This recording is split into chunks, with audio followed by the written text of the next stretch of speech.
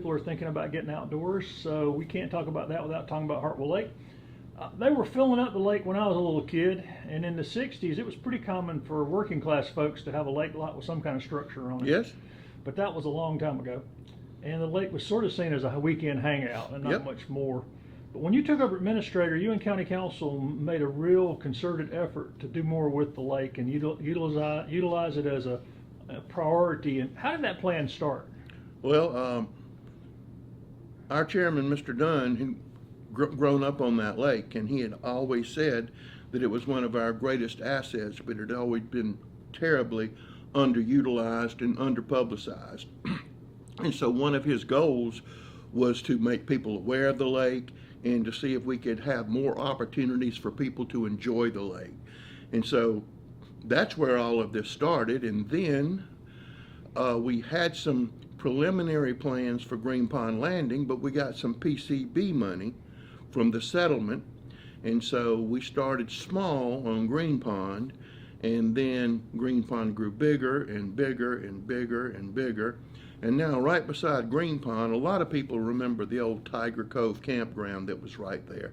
And it might have been run down in recent years. But now they're putting very nice RV hookups there and cabins, and they also have plans for a restaurant there.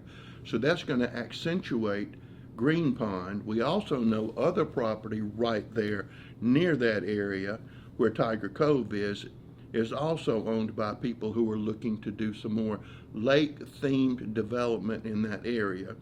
And we've opened up one of the old campgrounds that the Corps of Engineers closed because of lack of money. We had great success with that last year. We'll be doing that again this year. We have the Shores of Asbury, which is still being constructed. That's going on. And you have other private entities that are looking at doing things around the lake or that are lake-oriented. And we've also had some people looking at the possibility of other locations on the lake. So now it's the most visited core lake east of the Mississippi. Lots of people know where it is. And like next weekend, we have 175 high school fishermen coming in, fishermen, fisherwomen, fishing people coming in, and then we skip a week, and then we have the Fishers of Men tournament coming in, and that will be a little less than 200 boats. So we're getting a lot of activity. We're on fishing shows all over the world, so that's just going to keep going. But you're also seeing different types of things other than fishing. You know, we worked with Meals on Wheels last year. In essence, they moved their boat race to Green Pond Landing, which is a whole nother group of people.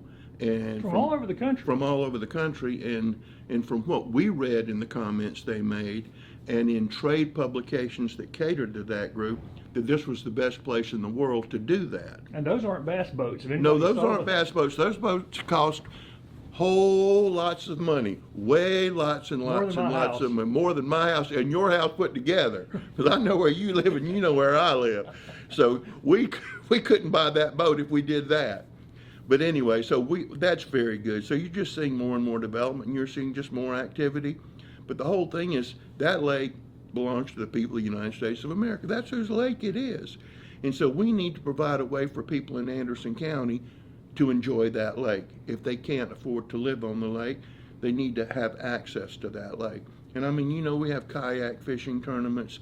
We have several other things that we're looking for to bring more activity to the lake. We're looking if we can get the electrical work done out there, to have a couple of concerts out there this spring, as we've talked earlier, spring and summer, so we're working like that. We're looking with a church organization on a massive fireworks celebration, 4th of July weekend, which they came to us and said, look, we'd like to do this as a gift to the community, and what do we have to do? Still ongoing work at Green Pond. And hopefully we're going to have our 2 host sites put out there. And what we do is we need eyes on Green Pond all the time. So if we have those 2 camping spots, hopefully we can find somebody like state parks do, that in exchange for you using this camping spot, you agree to do 20 or 30 hours of cleanup, supervision, and watch. So we have that going on. So the lake's going to only continue to draw people to Anderson County, which it already have. I met with a group two or three Fridays ago, and I'm talking to this gentleman, and I said, "Where are you from?" And he said, "Well, I'm from the Adirondacks." "You've been to the Adirondacks, one of the most beautiful places in the whole world." And I said, "Well, how did you get here and why?" He said, "My lake's polluted up there, it's small, and it's too cold.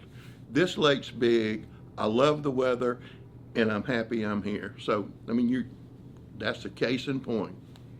And county works closely with the Corps of Engineers on a lot of this stuff, right? Oh, we have a great relationship with the Corps of Engineers on recreation. We have to work with them hand in glove because they control that lake.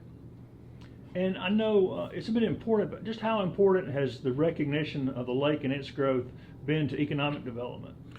Well, one of the startups that we have currently at 1428, the old Singer Building, Ryobi Building, is a Yamaha promotion group that we have out there. Why'd they come here? They came here because of Lake Hartwell. They service the whole East Coast all the way to the Mississippi River. Why'd they come here? Lake Hartwell. And why? Our location, Charlotte, Atlanta, all up and down the East Coast. That's right there. And what do? They market for Bassmaster, they market for other people, and we probably have more Yamaha engines than any place in the country right now, right out there at that facility. So, and when you talk to a potential business, a company that wants to move here, how important is the lake in that pitch? Well, lots of them, when they come here, if they're looking to come here, their general manager usually, or not all, but some, want to live on the lake. I remember when we first got some people in from Arthrex, the guy took off to Townville. He wanted to live on the lake. He'd come from another company. He agreed to come work for Arthrex, and he wanted to come here, and he wanted to live on the lake. So it's very important. Does it affect everybody? No, but a large segment of the population it does. Speaking of Green Pond, there's a cleanup tournament set for April 8th out there. Yes. Which is to be followed by the Great Anderson County Cleanup the week of April 17th. Absolutely. And County Council's Litter Ad Hoc Committee is working on a broader plan to clean up the county. What all is the county currently doing to reduce litter? Because people are always complaining about it. Well, I've seen you picking up trash between your car and coming into work. Well, I pick up trash, but I'm a freak about litter. But our whole council's a freak about litter. We have litter officers that their primary job is to arrest people who are littering. That includes finding a piece of paper if you throw trash out and tracking you down to your house. We have 2 crews that come out of the sheriff's department that use inmates to pick up roads, and we try to send those to the high traffic areas. So that's a great partnership we have with the sheriff's department. We have a person who's an educator in every school. She talks to all the school groups and tell them, don't litter, please recycle. The last council meeting, we just renewed our contract with a local company near Iva to pick up all of the recyclables from all the schools in Anderson County. So I know you can't tell it sometimes, but we have a multi-pronged effort trying to combat litter. But again, and I've said this before, we could do it with one person and one sniper rifle, and we would not have a litter problem in Anderson County forever. And it seems to be the same kind of litter, which brings us to the Adopt-A-Spot, which has been pretty successful. And we probably, off the top of my head, probably have 250 roads that have been adopted at this point in time. And those people agree to keep those roads clean. And we have some very dedicated groups who do that. And we have to tell them, you can't pick up certain things because, you can make certain drugs in an old bottle. And so you just can't run out there and start doing this. You need to know what you're doing and how to do it. And you also need to be safe. And we also have a brand new website our solid waste department has that talks about litter prevention, and you can go to that website and you can see what we're doing. You also get ideas on what you can do. We received a call last week. We want to have a litter pickup. Well, good. We'll be happy to bring you your safety vest. We'll bring you sticks to pick up litter with. We'll give you all the bags you need. We'll bring them to you. We'll give them to you. We'll do whatever we need to do. If it's large enough, we'll actually send an officer out with that group to supervise. And lots of times we will send some of our people out there who will pick up litter. So whatever we can do. And the new site, cleananderson.com, is also going to be the place to find the calendar for all the pickup events, how to educate people on the things you're talking about, what you can recycle, and just pretty much a one-stop. It was Councilman John Wright's idea, and he's the chairman of that committee. And we needed a one-stop shop where you can find this information out. Well, I would have helped if I'd known about it. Well, now, because of this site, you will know about it, and all you have to do is go to that site. And you have had a lot of citizens that have really stepped up and done a lot of work individually. I know that they've come to council and done things. You have a lot of individuals who just have decided that haven't done an adopt a road sign or anything else. They just said, I'm going to keep this area clean. That's my job. We've got a mother and daughter, and I'm not going to mention where the road is, but they just picked up a road and they said, well, we're going to take care of this. Every once in a while when their pickup stick breaks, we'll give them a new pickup stick. But that's just what they do. And they seem to enjoy it tremendously. One of the frustrations I know the litter officers have expressed is the limits on penalties for dumping and stuff. Is there anything the county can do to push better laws? A lot of those are state mandated, and we can't supersede state law in anything we do. But we would like increased penalties. I will also tell you this, that DOT, South Carolina Department of Transportation, is going to step up their efforts on litter control. So we're excited to see that, because they've always had that responsibility on state roads, but now they're actually putting more money in it, and they're going to be more active on state roads. And most of our major highways and roads are state roads, so we're very happy for that assistance. And it's amazing to see how much people just throw stuff out. I still don't understand it. Just drives me crazy. With more people getting outside, I guess the challenge will grow moving into spring. The Civic Center is a hub of activity, the fields, the track, kid venture, disc golf, pickleball, cricket, etc. Do you have any idea how many people use that area, the walking track and kid venture, in any given month? I don't know. There's probably 200,000 people out there. I mean, you go out there some weekends, and there's not a space out there. You have people doing everything from just sitting in the sun reading a book, to people playing pickleball, to going to kid venture, to walk around the pond. Last week we started back up with cricket. We're in the process now. It's grown so much that we're going to have another cricket pitch. We're working towards doing that.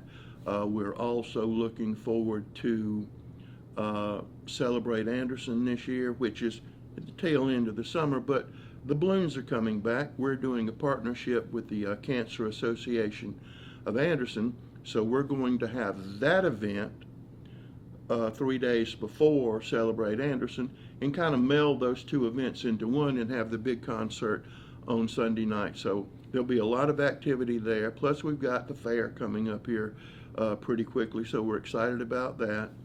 And we have several concerts that are going, some that have been announced, like the Darius Rucker concert, that charity concert in July. Charity concert that W.C. Tail Blue Ridge Electric are doing, Upcountry Fiber. So they're going to be doing that, and so going to be more entertainment options going on and around. Are we close on a headliner for Celebrate Anderson? Well, we've made an offer, but we haven't had it confirmed yet. But we're looking to go with a larger name at council's request, and so we're going to see if our offer's accepted before we announce anything. And I think we mentioned this last time, but the new stage has made a big difference for people looking at us as a venue, right? Well, it does, and the next thing we need to do is try to find some money to put some permanent seating there.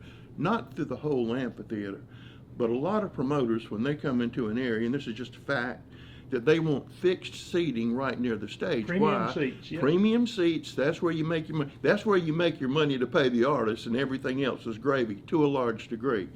So we're doing that. We're working with some new promoters, some very exciting things.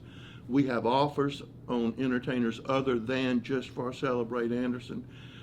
So, yep, that stage is bringing more interest than we've had in the past. If we started a study on the premium seatings, it's kind of expensive to do that, right? The study to do that would cost $50,000, and we don't have that right now, but we're looking for a benefactor to see if they can help us do that.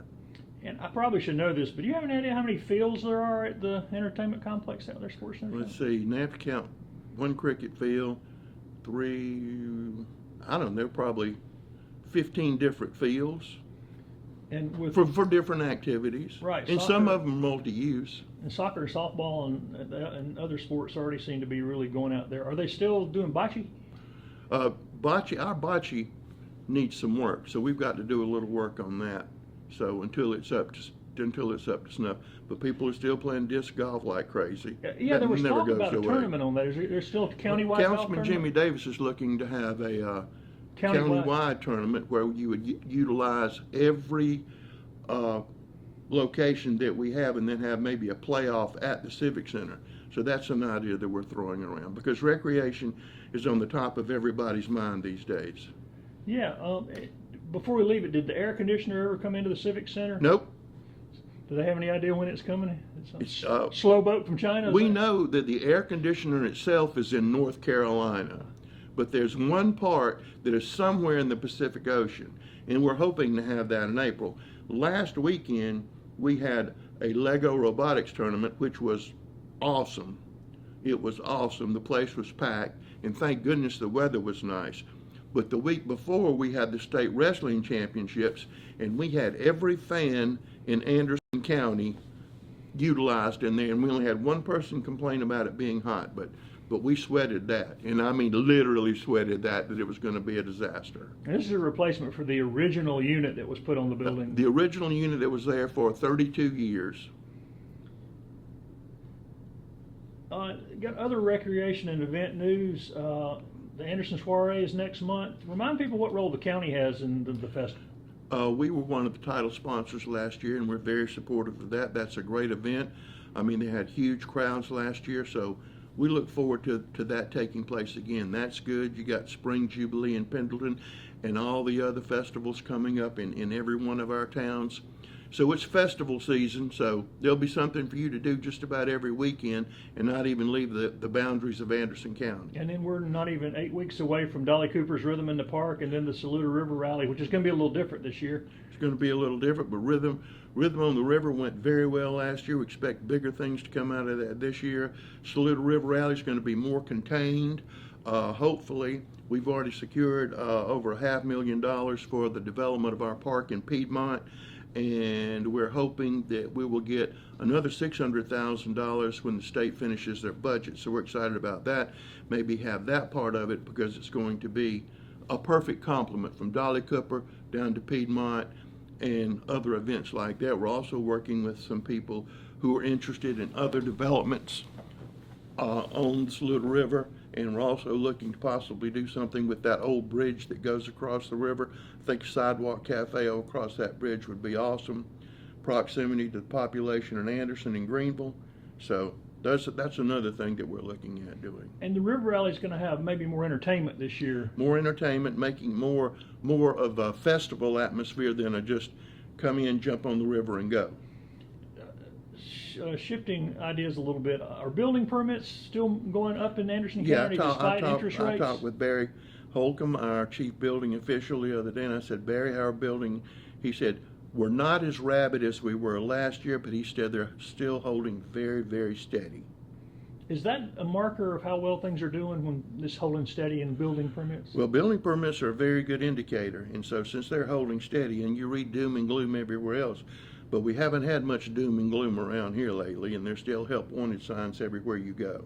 Any new business announcements on the horizon? We have several, but we haven't announced them yet because we still have some details to work out. And I know I ask you this often, but is spring, April a good time, or is it just varies? It not particularly months aren't? No, anytime you start warming up, things get more active. And we have a lot of exciting retail opportunities on the horizon too, but those require a little more tuning up. Where is the water and sewer REWA's doing on Highway 8 there at 85? Is that doing? How's that project going? That's going very, very well. And you know, we have a lot of development that's occurring on 85.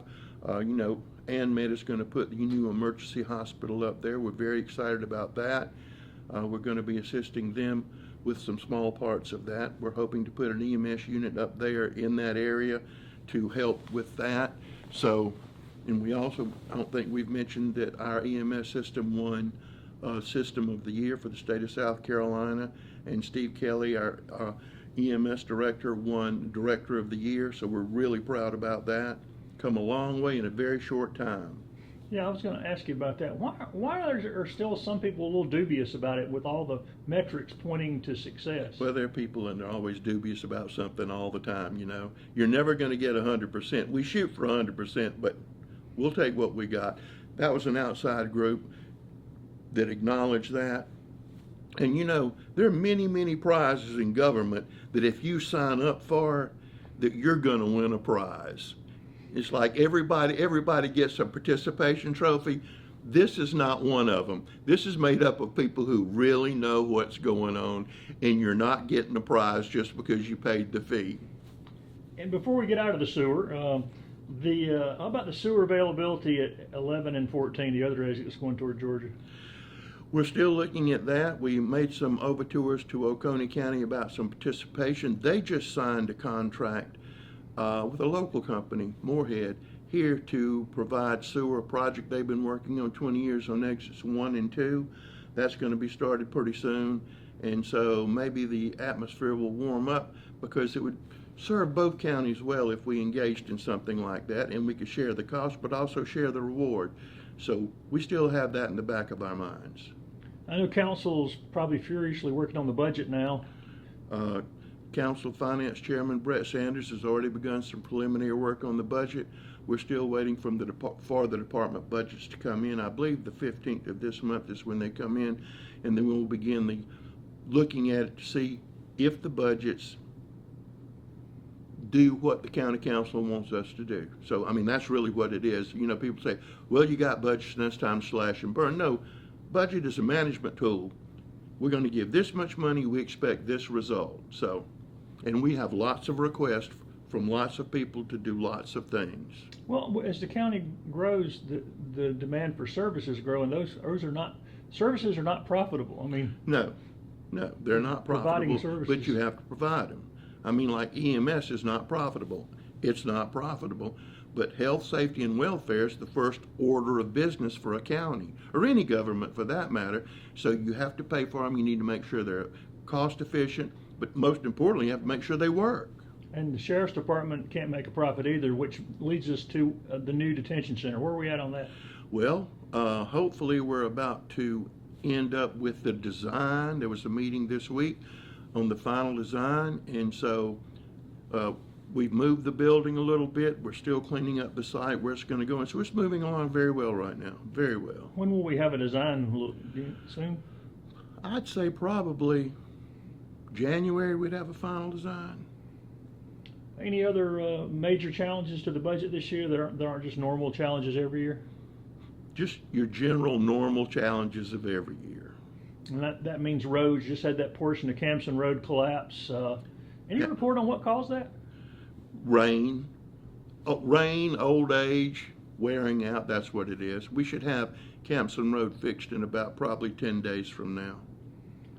And is there any ideas for new road money this year? We still have that money from the Anderson County Transportation Committee, more than we've received, and we're also looking at collaborating with the state on some road projects. I know they have some projects that are already coming out, and we'll be addressing that in the budget. As a matter of fact, we may be addressing that in 2 weeks. We're doing some preliminary work for council now on some ideas.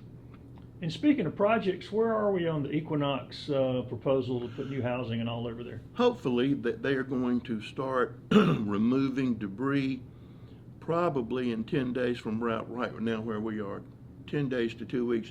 But every time people get started on something, the bottom falls out, and you say, well, you know, it's a sunny day. Well, it may be a sunny day, but the mud hadn't dried out, so you can't put equipment in there. I've got a bunch of friends in the construction and land grading business, and I mean, you know, people are calling me up wanting to know how come I'm not there. It's sunny today, and I said, it hadn't dried out. It'll take 2 or 3 days for it to dry out, and then when it dries out, it rains the next day. So it's just been an ordeal.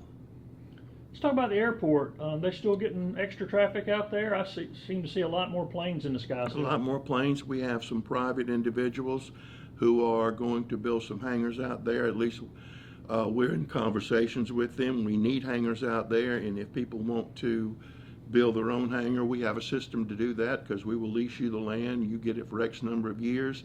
That provides more people at the airport to buy gas, more things for our private mechanics to work on out there. As you know, we have a charter service. We have a whole lot of things going on out there, and it's only going to continue to grow out there. We have a great airport manager, and just we need more hangars. If we had 10 hangars, they would be filled right now. But hangars are expensive, and again, that's what council has to do with the priorities. Well, we knew we needed a jail. If you look in the paper, look at Richland County, Columbia, and they've been ordered by the state, you will do this, and you don't have any choice, and this is what you have to do. So our council didn't want to get in that situation, so we're not in that situation. About the playground at the airport? We have private contributions and monies from the legislative delegation. We're about $100,000 short. So anybody wants to make a contribution for the playground out at the airport, which is an aviation-themed playground. And we're also looking to see if we can overturn some other rocks to do that, because that would really be a great feature, and I would love for that to be there this summer. Yeah, and that's not just for people who are using the airport to fly in and out. No, it's for anybody. It's for any and everybody, and it's on that side of town, and it would be a wonderful place to go. You could play on an aviation-themed playground. You could watch planes land and take off and do all that stuff. Learn about aviation, see the planes. It'd be ideal. The one in Greenville just blows up. They have birthday parties there, and so we need one here for us, but we need one that looks really, really good. Well, finally, the Anderson County Farmers Market's craft market kicks off in about 6 weeks. Anything new to report at the farmers market this year? Miss Sharon Nicometto is in charge of the farmers market, and she always has something new, and she always works tirelessly to make it better. And then she does other things down there that she doesn't have to do, but she does on her own. So she came up with the craft market. She came up with the Christmas market. So it's time to get all of that going back on. So that season's coming up. Another thing for you to do in Anderson County. And I always ask this, was there any chance of getting a weekend or two downtown with a market? I'm working towards that diligently, but I haven't been successful yet. Anything else going on in the month of March here in the county we haven't talked about? There's no telling. There's no telling.